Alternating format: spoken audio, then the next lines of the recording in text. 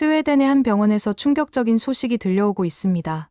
영하 30도까지 내려가는 혹한 속에서 치료는커녕 오히려 증상이 더 악화되는 일이 반복되고 있기 때문인데요. 환자들은 감기 때문에 입원했다가 폐렴으로 상태가 나빠지고 천식으로 입원했다가 중환자실로 향하는 일이 계속 이어지고 있지만 정작 북유럽 최고의 의료진들은 속수무책으로 아무것도 할 수 없다며 난색을 보인다고 합니다.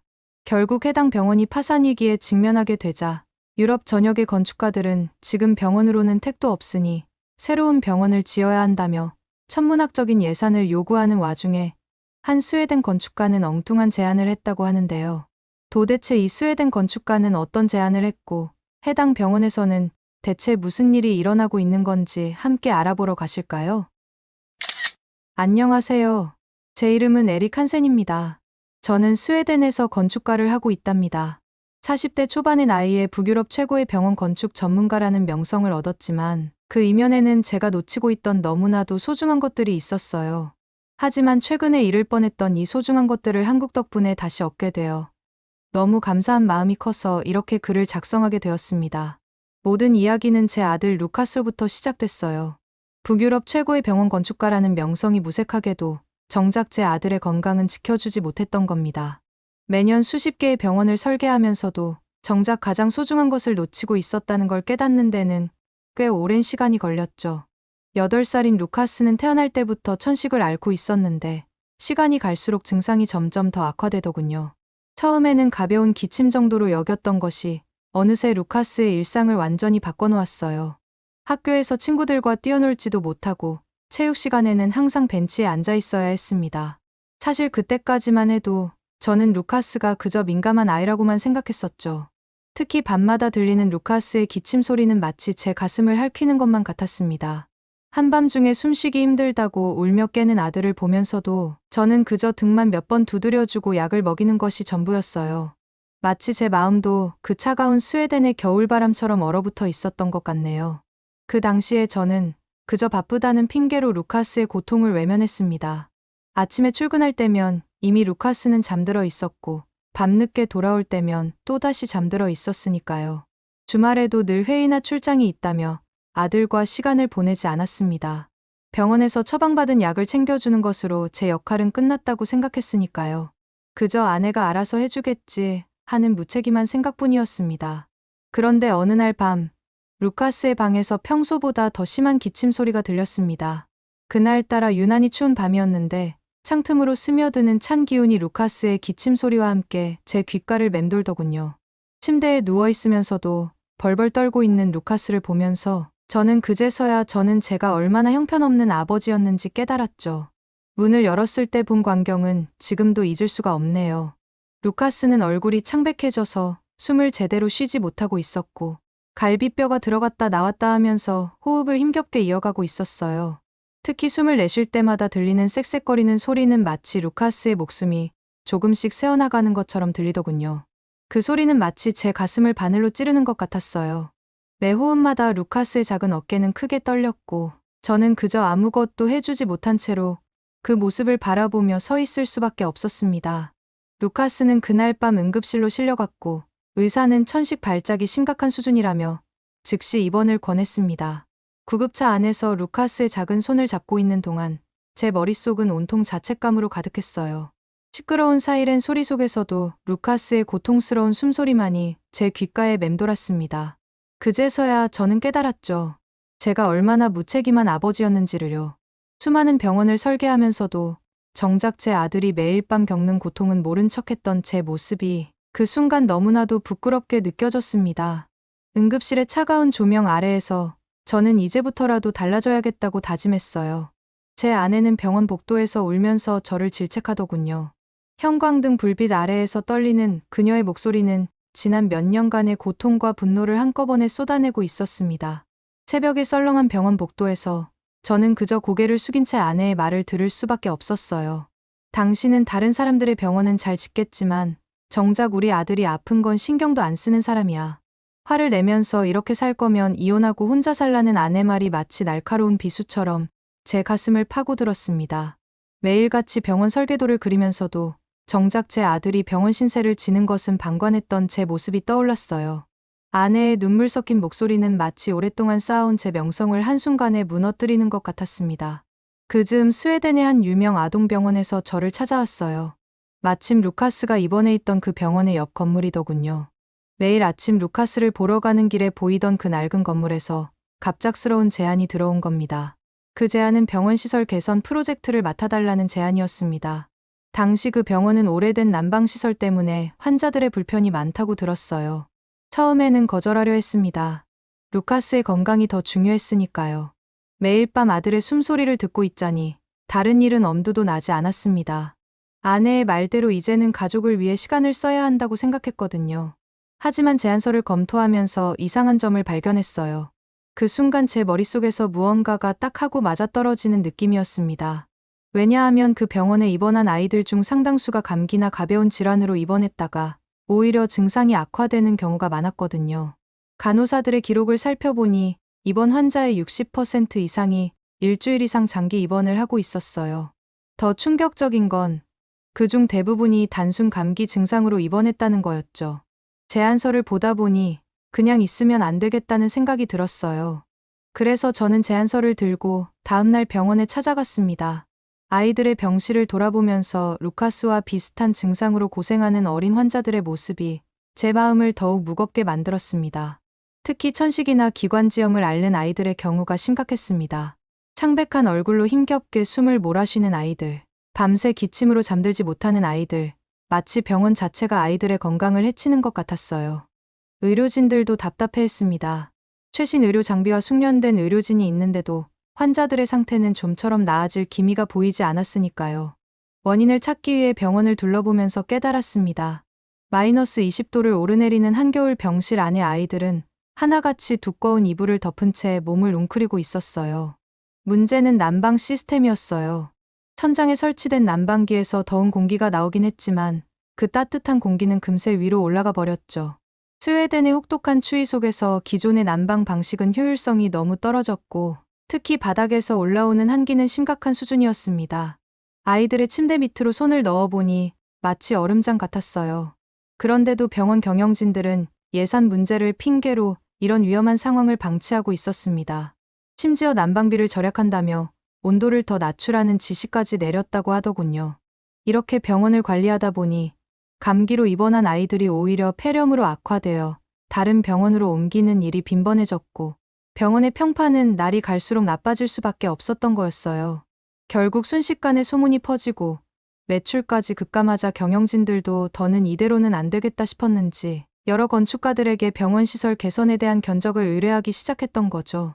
경영진들이 말하기를 다른 건축가들은 새 병동을 짓자고 제안하는 사람들밖에 없어서 저를 찾아온 거라고 하더군요.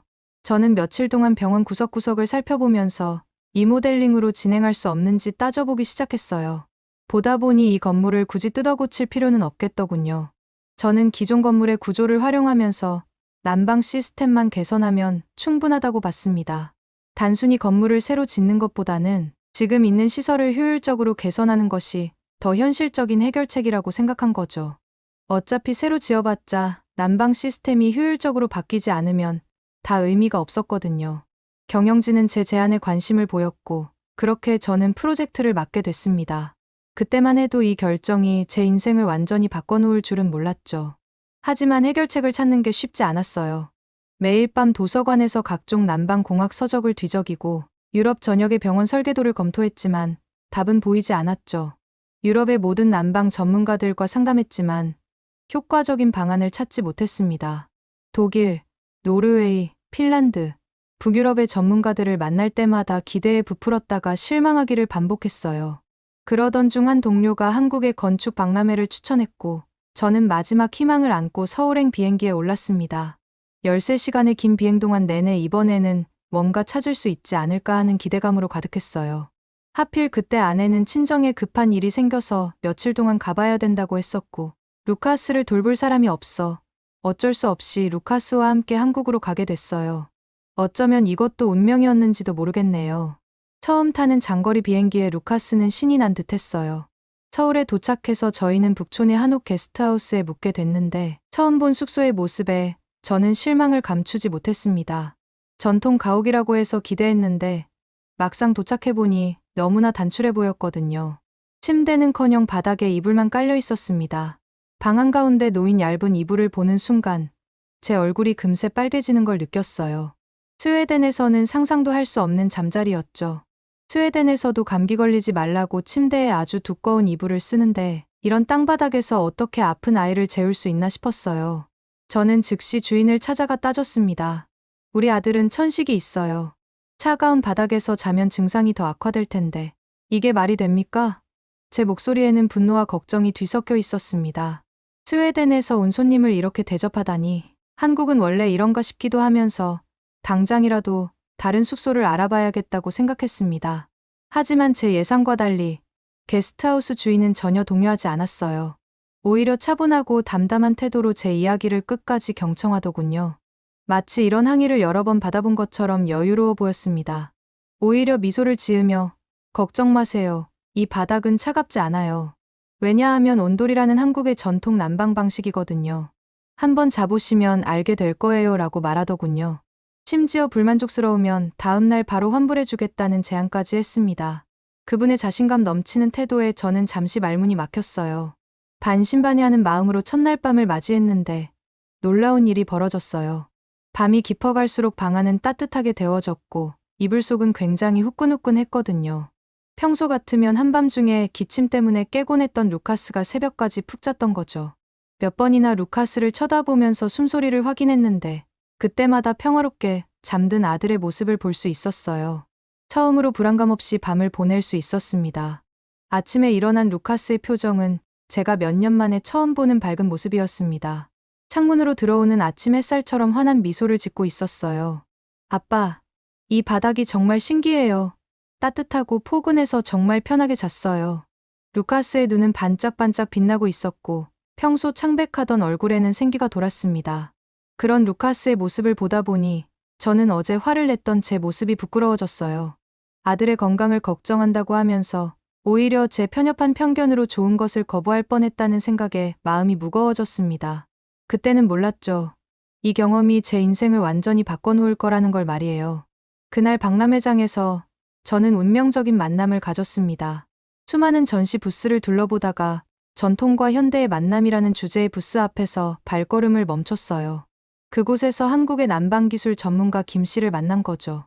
그의 부스는 단순한 전시가 아닌 마치 살아있는 기술 교육장 같았습니다. 김 씨는 최신 기술을 활용한 현대식 온돌 시스템을 선보이고 있었는데 그의 설명을 들으면서 저는 점점 더 깊은 감동에 빠져들었어요. 특히 인상 깊었던 건 실시간 온도 제어 시스템이었습니다. 대형 스크린에는 건물 전체의 온도 분포가 실시간으로 표시되고 있었어요. 각 방의 바닥 온도를 개별적으로 조절할 수 있었고 습도까지 자동으로 제어되는 모습은 그야말로 경이로웠죠. 스마트폰으로 전체 시스템을 제어하는 모습을 보여주는데 마치 공상과학 영화를 보는 것 같았습니다. 더구나 에너지 효율은 기존 유럽식 난방의 2배 이상이라고 했습니다. 실제 데이터를 보여주면서 설명하는 김 씨의 눈빛에서 자부심이 느껴졌어요. 김 씨의 설명을 들으면서 저는 스웨덴 병원의 문제를 해결할 수 있다는 확신이 들었어요. 특히 그가 보여준 3D 시뮬레이션에서는 영하 30도의 혹한에서도 안정적으로 작동하는 시스템의 모습이 구현되어 있었습니다. 저는 그 자리에서 바로 제 병원 프로젝트에 대해 이야기를 꺼냈고 김 씨는 진지한 관심을 보이며 귀 기울여 주었어요. 그렇게 저는 김 씨와 함께 병원 프로젝트 관련해서 어떻게 온도를 적용할 수 있는지 대화를 나눴습니다. 김 씨의 조언대로 병원에 온도를 적용할 수 있을 거라는 확신이 들었고 발표 자료를 준비했습니다.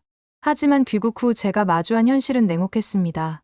설렘과 기대를 안고 준비한 프레젠테이션 자료를 펼치기도 전에 가장 최신식을 적용해도 잘 될까 말까인데 한국의 전통 방식을 설치한다니 그렇게는 절대로 병원을 운영할 수 없다. 며 경영진은 제 제안을 일축했거든요. 회의실의 차가운 공기는 마치 제 열정을 한순간에 얼려버리는 것 같았어요. 경영진들의 표정에서는 제 제안을 심각하게 받아들일 의지가 전혀 보이지 않았습니다. 저는 구체적인 수치를 들며 설득하려고 했고 밤새 준비한 자료들을 하나하나 설명하기 시작했습니다. 기존 난방 시스템은 연간 유지비가 약 250만 크로나가 들지만 온돌 시스템을 도입하면 45% 정도 절감할 수 있다고요. 실제 운영 데이터와 에너지 소비량 분석을 보여주며 초기 설치 비용은 기존 시스템의 2배 정도 들지만 3년 내에 투자금을 회수할 수 있다는 계산도 보여줬습니다. 심지어 환자들의 건강 개선 효과까지 고려하면 그 이상의 가치가 있다고 강조했어요. 하지만 경영진은 북유럽 최고의 병원이 동양의 원시적인 난방 방식을 도입한다는 게 말이 되느냐 며 비웃었습니다. 그들의 비웃음 속에는 뿌리 깊은 편견이 느껴졌어요. 심지어 한 의사는 한센 씨, 당신이 그동안 쌓아온 명성이 무색해질 정도로 터무니없는 제안이네요. 라며 저를 깎아내리기도 했습니다.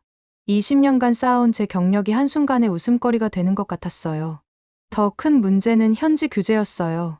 수십 페이지에 달하는 스웨덴의 건축법은 대형 건물의 바닥 난방에 대해 엄격한 제한을 두고 있었거든요.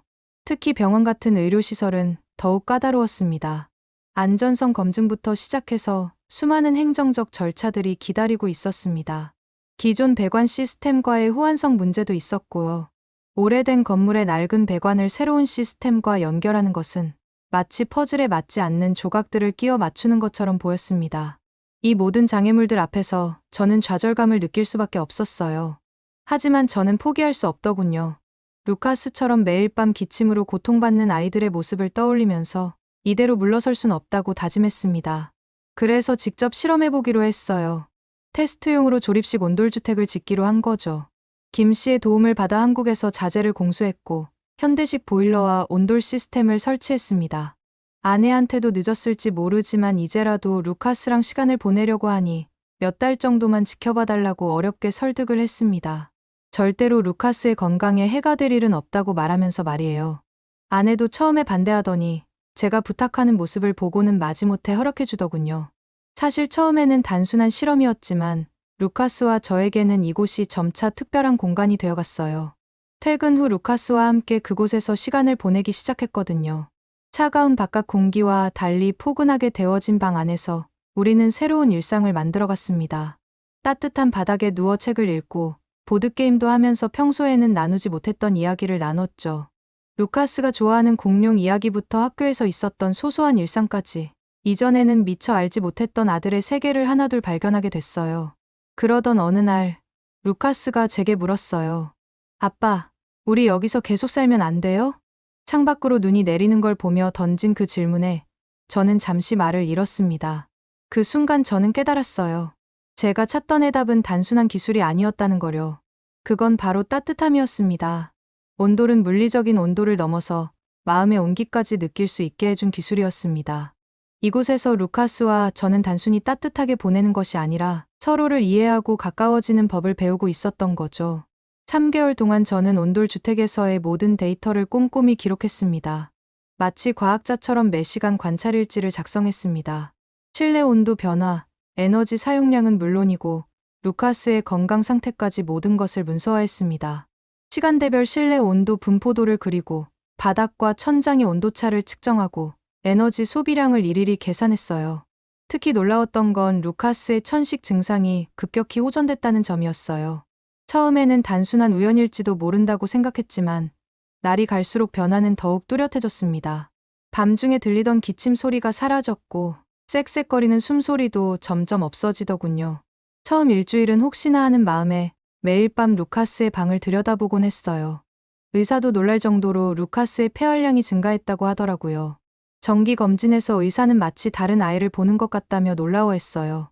피부가 항상 차갑고 창백했던 루카스의 얼굴에 혈색이 돌기 시작했고요.